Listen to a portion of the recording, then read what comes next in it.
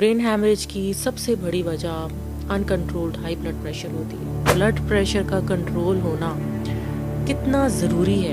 हम बीमारियों को ट्रीट करने की बात करते हैं, हम बीमारियों को रोकने की बात नहीं करते।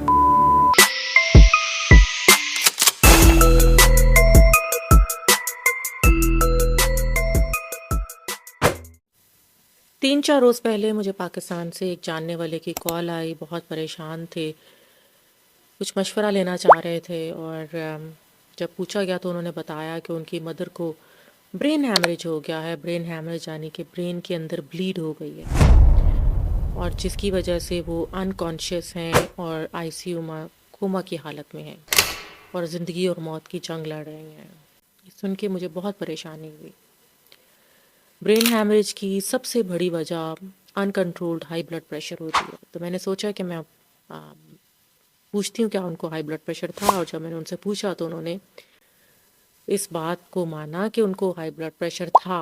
कंप्लायंस ऑफ द मेडिकेशन के बारे में उनको श्योर नहीं था कि वो अपनी मेडिकेशन बाकायदगी से लेती थी या नहीं लेती थी। ये उन्होंने बताया था कि कभी कभार उनका ब्लड प्रेशर काफ़ी हाई हो जाता था, लाइक 200 250 से भी अबव चला जाता था सिस्टोलिक ब्लड प्रेशर, जो कि इंडिकेट करता है कि उनका ब्लड प्रेशर प्रॉपरली कंट्रोल नहीं था। और यही मैं अपनी वीडियोस में आपको बार बार बताती हूँ कि ब्लड प्रेशर का कंट्रोल होना कितना ज़रूरी है।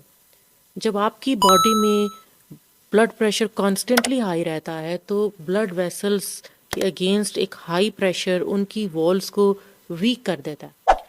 फिर क्या होता है कि वो कहीं पे भी ब्लीड हो सकती है। वो हो सकता है आपके ब्रेन में हो जाए, कहीं पे भी हो जाए, हार्ट में भी प्रॉब्लम कर सकता है हाई ब्लड प्रेशर, और आपको किडनीज डैमेज कर सकता है, आपकी आइज़ डैमेज कर सकता है, आपकी ब्लड वेसल्स अगर रप्चर हो जाए तो ब्रेन हैमरेज हो जाता है। आपके ब्रेन में अगर रप्चर हो जाती है तो अगर ब्लेड बहुत बड़ी हो तो फिर लाइफ थ्रेटनिंग कंडीशन भी हो जाती है, जैसे उनकी मदर आईसीयू में कोमे की हालत में। और मुझे बहुत दिल दुखता है, क्योंकि ये वो चीज़ें हैं जिसको रोका जा सकता है। मैं बहुत ज़्यादा अपनी वीडियोस में प्रिवेंटिव मेडिसिन की बात करती हूँ, प्रिवेंशन की बात करती हूँ कि हम बीमारियों को ट्रीट करने की बात करते हैं, हम बीमारियों को रोकने की बात नहीं करते। अगर हम इन चीज़ों का ख्याल रखें, अपना ब्लड प्रेशर हाई होने ही ना दें, अपना लाइफस्टाइल अच्छा रखें, वॉक करें, अपना वेट ना बढ़ने दें, खानों में सॉल्ट का कम इस्तेमाल करें, बैलेंस डाइट का इस्तेमाल करें। और अगर आप किसी को हाई ब्लड प्रेशर हो भी जाता है इसके बावजूद भी, क्योंकि कुछ लोगों की होती है फैमिली हिस्ट्री, वो कुछ भी कर ले उनको हो जाता है हाई ब्लड प्रेशर, तो फिर उसको अगर वो डायग्नोस्ड है और डॉक्टर ने मेडिसिन स्टार्ट की है तो फिर ये ना करें कि कभी ले ली और कभी नहीं ली। बहुत कॉमन ये मिस्टेक लोग करते हैं, कहते हैं कि मैं तो बिल्कुल ठीक हूँ, मुझे कोई अलामात नहीं है, तो इस तरह से मैंने मेडिसिन लेना बंद कर दी। फिर कुछ ना कुछ होता है तो वो फिर हमारे तक, डॉक्टर्स तक बात पहुँचती है कि क्या हुआ था। पता लगता है मेडिसिन जो है ना वो लेना बंद कर दी थी, या फिर रेगुलरली मेडिसिन नहीं लेते थे। ब्लड प्रेशर चेक करते थे, अगर हाई होता था तो ले लेते थे, नहीं हाई होता था तो नहीं लेते थे। ऐसे नहीं करना। ब्लड प्रेशर की मेडिसिन अगर आपको डॉक्टर ने स्टार्ट की है तो एक डोज भी मिस नहीं करनी है।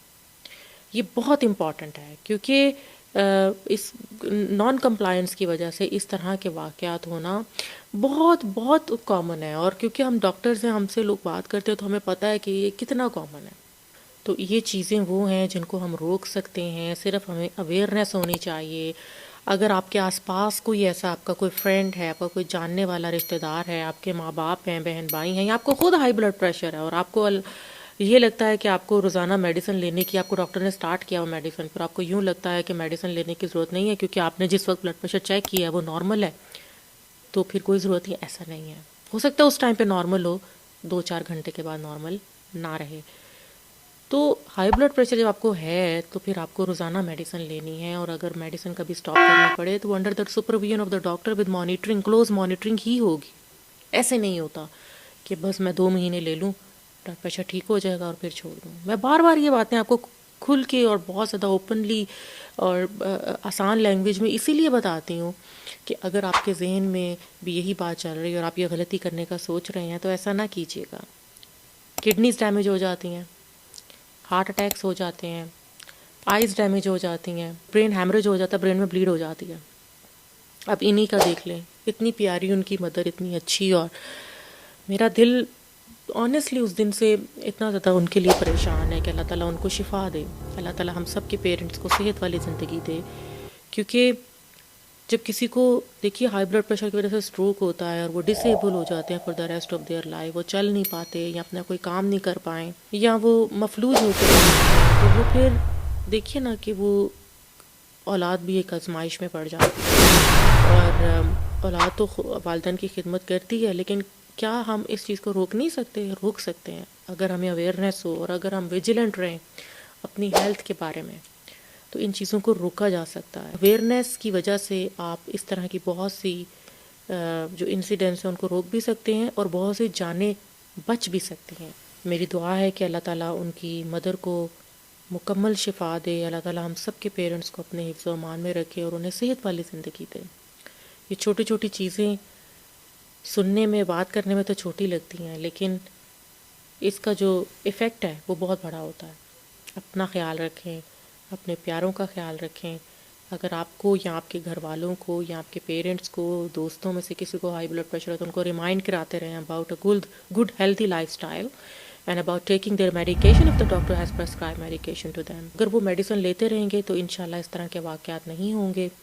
आप उनको रिमाइंड करा दें, आप उनके लिए दवा भी बन जाएं और उनकी दुआ भी बन जाए। अगर आप कोई भी नेकी करते हैं तो वो लौट के आपकी तरफ ज़रूर आती है। तो मैं इस चीज़ पे बिलीव करती हूँ कि एक छोटी सी अच्छी बात से अगर किसी की जान बच जाती है, किसी का फ़ायदा हो जाता है, तो इससे अल्टीमेटली फ़ायदा आप ही की ज़ात को पहुँचेगा।